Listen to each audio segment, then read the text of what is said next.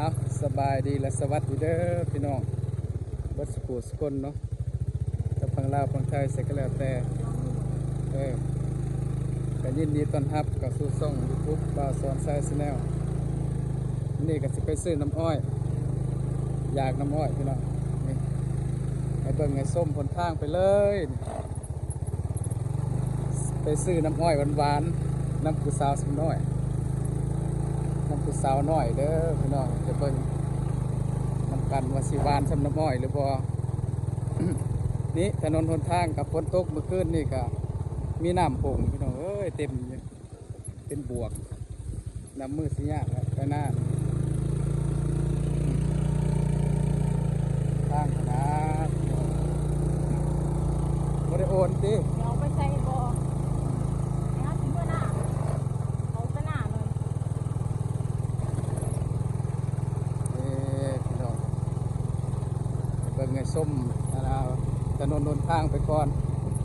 ตามไปฮอดห้านน้ำอ้อยเนาะ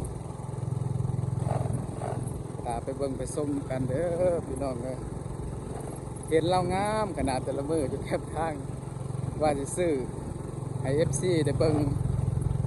แต่ละมือก็เลยบ่ทันได้ไปซื้อจักเทื่อพี่น้องก็เลยไม่ได้มีโอกาสเนาะ เพราะว่าที่ท่านผู้พานเนี่ยคิดไปแล้ว อยากถ่ายให้ FC ได้เบิ่งได้ส้มก็เลยมื้อนี้ไปถ่ายพี่น้องเบิ่งทางไปก่อนเบิ่งวิวธรรมชาติตามทางไปเบิ่งไปส้มกันเลยพี่น้องได้เข้ามากครับอย่าลืมเนาะพี่น้องกดไลค์กดแชร์ให้แน่เป็นกำลังใจให้บ่าวสอนไส้เด้อเข้ามาเบิ่งหลายๆเนี่ยพี่น้องคลิปละ1,000-2,000เนี่ยที่คือเขาเนาะนี่บ่ลุ่งจักเทื่อพี่น้องไงข้างหน้ามีรถใหญ่ หน้าไปเลย นี่มีแต่รถจักรนี่แหละ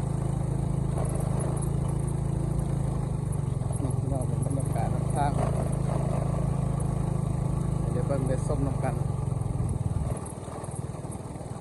ถามซื้อเพิ่นนี่เด้อเฮ้ยเดี๋ยวสิซื้อนะซื้อว่าจังได๋นี่เขาเจ้าเฮ็ดนั่นพี่น้องเฮ็ดสัญญาณเนาะอยู่นี่เที่ยวต้องสูงคนแล้วอยู่เทิงนะพี่น้อง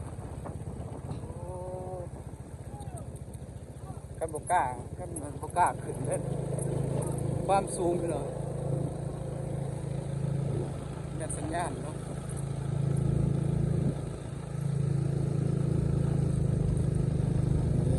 พี่น้อง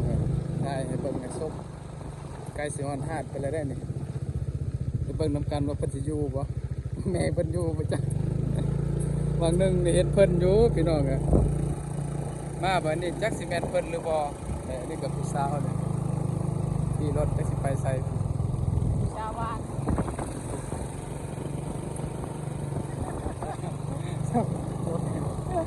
เย้พี่น้องห้วย แม่นบ่หวานบ่ไก่สอนฮาดเพิ่นแล้วพี่น้องได้เบิ่งเนาะ เด็ดพ่อแม่เด็ด แม่เบิ่งพี่น้องเด้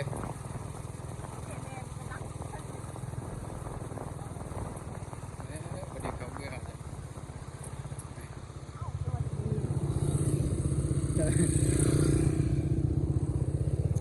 ซื้อน้ำอ้อยก่อนพี่น้อง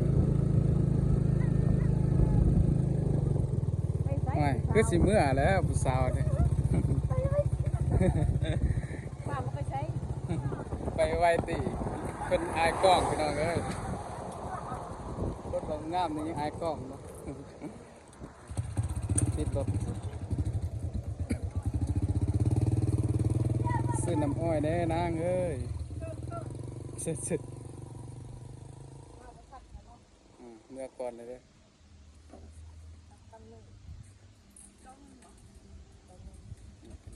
มัดจะได้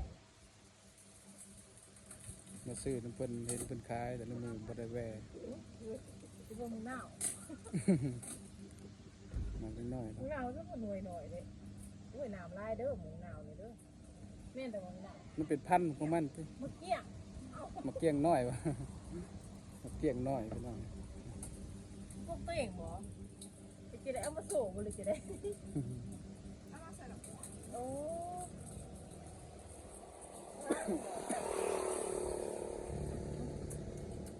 อันนั้นหมู่เจ้าวะ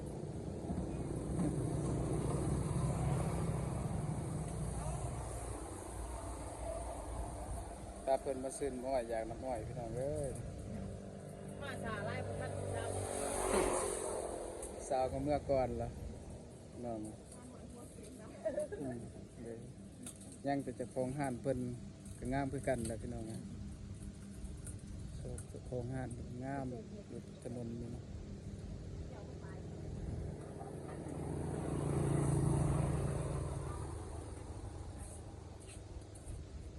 ลูกสาวเพิ่นสาวกะ เพื่อลูกสาวกลาง จังไม่เคยนั่นพอเลยบ่จังที่ว่าบ่มีลูกชาย ต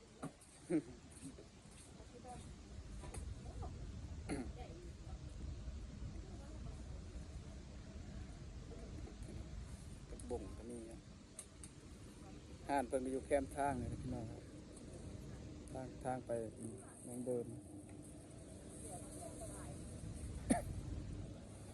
เดียว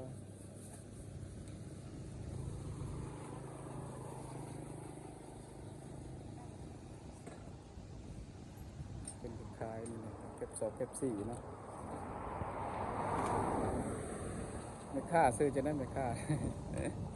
ไม่ค่าน้อยพี่น้องเลยห้านเพิ่นก็ได้ขายตลอดเนาะลูกค้ามาตลอดไปเมื่อก่อนบาทเลย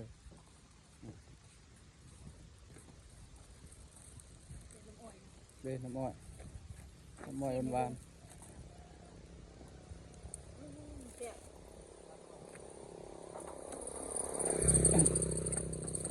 ซื้อซอยได้พี่น้อง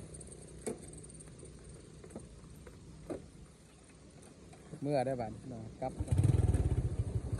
ฮะเดินข้ามทาง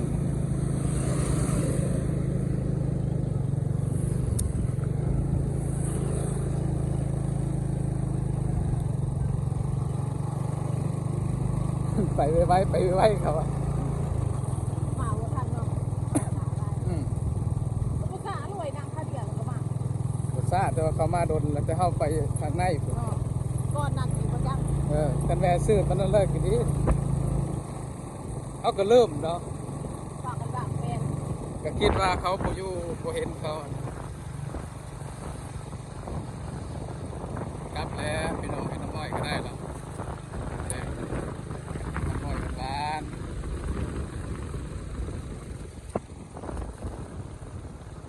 เดินทางกลับ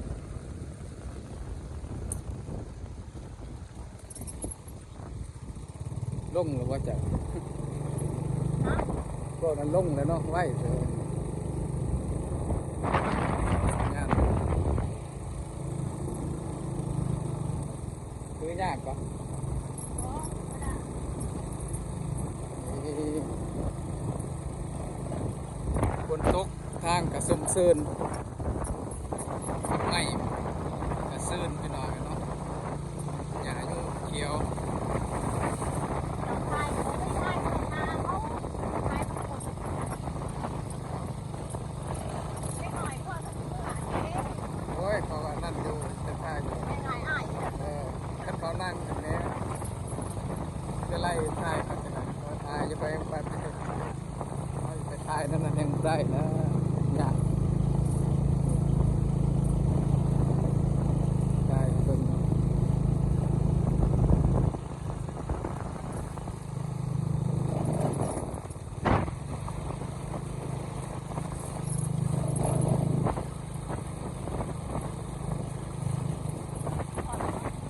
ฮะ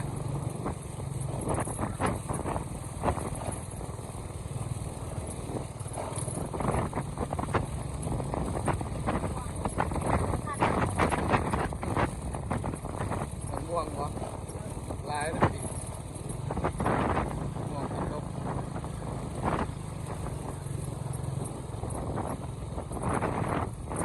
งานเป็นของหวดของอายเนาะงาน โอ้ยแล้ว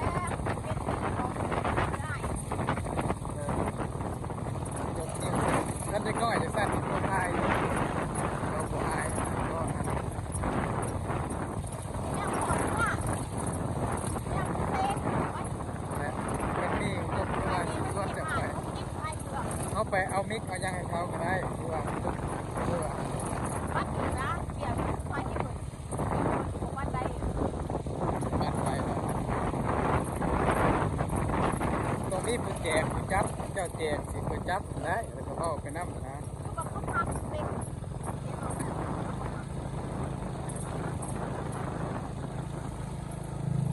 มีทางมาหอดที่บวกนี่แหละรวมน้ำปลูก